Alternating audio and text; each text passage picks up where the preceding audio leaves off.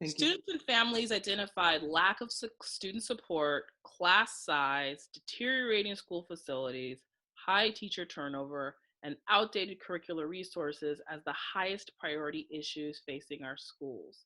How would you partner with teachers, students, and families to solve these problems and meet the needs of students? Well, that is the question. These have been the conversations since before I was old enough to even listen in on the conversations in Oakland. And so, one of the things that I've been really focused on for the last 3 years is the quote unquote financial crisis or budget crisis, which has been engineered within OUSD. Um, and we've really lost control of our district since 2003. And so the policies that have come into place since the state takeover in 2003 have really been to push forward privatization instead of raising outcomes across our community. We know what makes a quality school. We know that reducing class size has huge benefits to everyone. We know of the resources we need to bring into the classrooms. We know the benefits of full service community schools. The question becomes, it's a question of will and leadership. How are we going to put people in place to really start this process? Fundamentally, I believe that the community should be in control of our public schools and that the community knows best what we need to make these schools successful.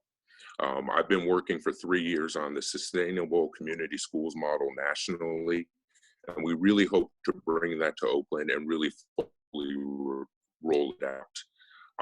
And one of the key components to that plan is before school redesign even starts, the community at the school site is engaged in a year-long visioning process to really determine what that specific community wants and needs. The other key component that the school board can really play a big part in is making sure that there's dedicated resources to implement that sustainable community school.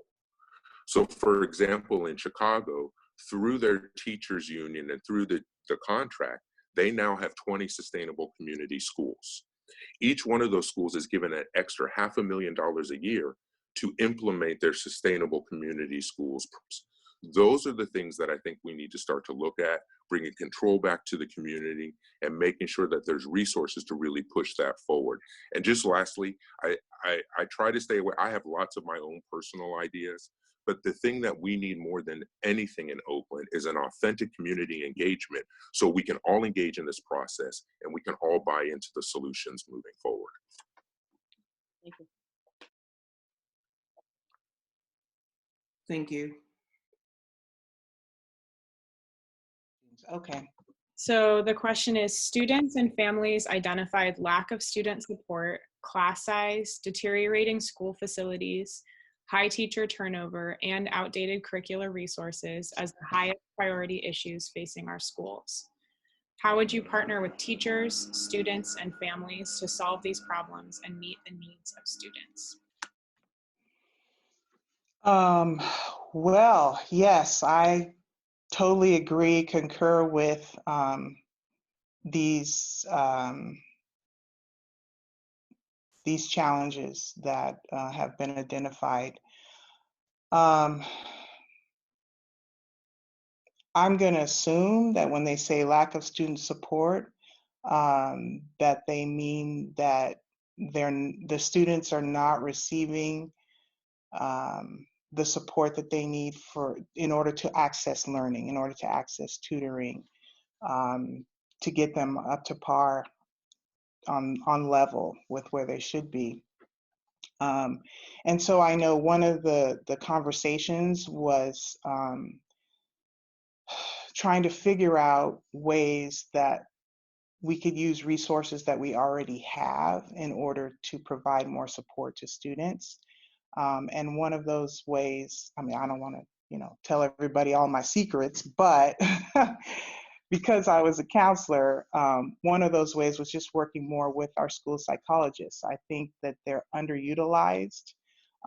They have training beyond just testing students, and they have a level of expertise that is not being utilized, that could be utilized, because for the most part, I know that they're assigned to schools And a part of their time, a part of their day could be to work individually with students in a different context. As far as deteriorating class size and deteriorating school facilities, I am all for reducing the class size numbers, especially in our schools in Oakland, because of what we're dealing with. We got a lot of kids, especially in where I live, in my zone, my area, a lot of traumatized families. And those kids, they're doing the best they can just to get to school, and they need more support.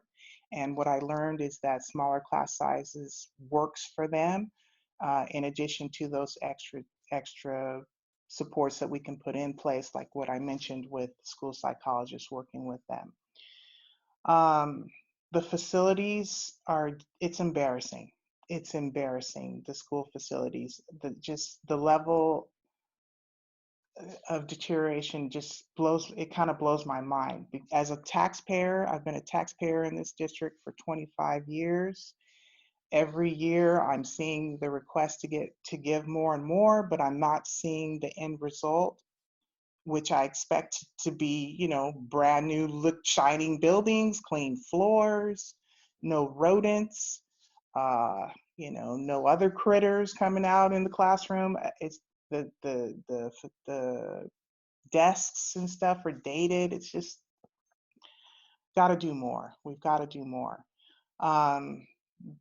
The turnover of teachers, and not just teachers. I mean, turnover period. Your administrators. One of my goals is to kind of look at all of the schools in my area that I would be representing, and just take a poll of how long folks are staying in those positions. Have they been there for 3 years, 1 year? It's important. It's really important that we have that consistency. So I definitely would be partnering with teachers, families, students, classified staff, community stakeholders, in order to, improve facilities. I guess it troubles me to say, that we're an institution of 21st century learning, but we don't even have up-to-date equipment in all the schools. Like, how can we even make that statement? It kind of blows my mind. So I'm, again, willing to roll up my sleeves and do what I can to solve problems. And I'm also willing to reach out to the various resources and folks that I know personally who want to come in and help our students and our families. Thank you.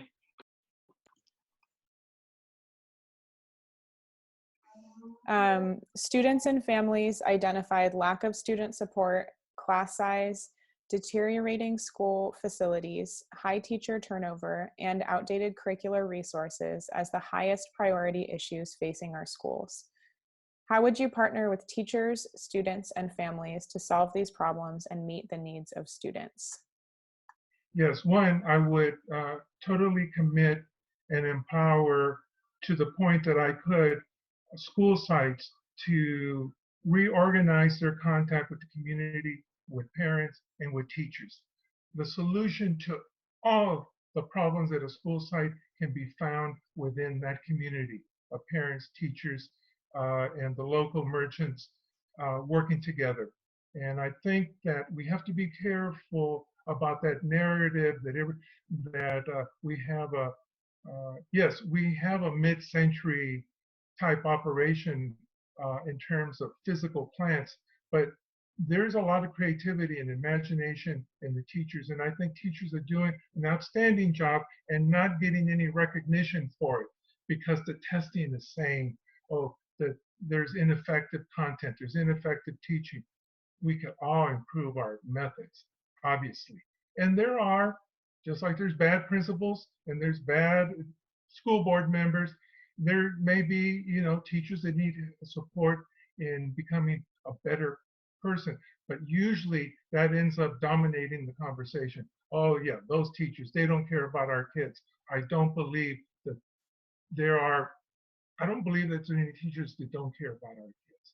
I don't care what color they are. I care about every kid. I don't care. I'm not going by their color. I'm going that I want to give the benefit of resources to everybody. So I think if we come together as a District 5 community and not separate little schools trying to survive on their own, I think that we will create the synergy and the critical mass to go forward and really lift up all our schools in District 5.